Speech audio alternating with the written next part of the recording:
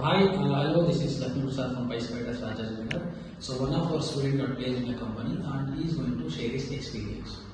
Yes. Hi everyone, this is HIMANSHU. I joined in the month of September, and I really like the sessions here for the Python class as taken by the professor.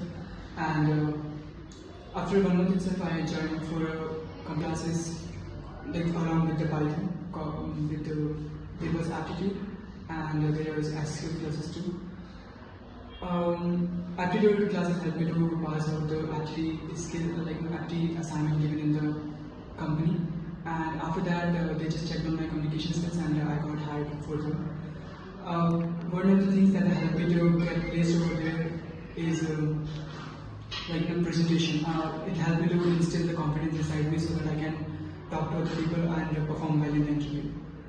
So they help me, that communication helped me to pass through the communication part, and aptitude sessions helped me to pass the aptitude test, and finally I got placed in coordinators. So thanks PySpiders, and I would like to thank sir and all the teachers, all the trainers here, and Congratulations. Thank you.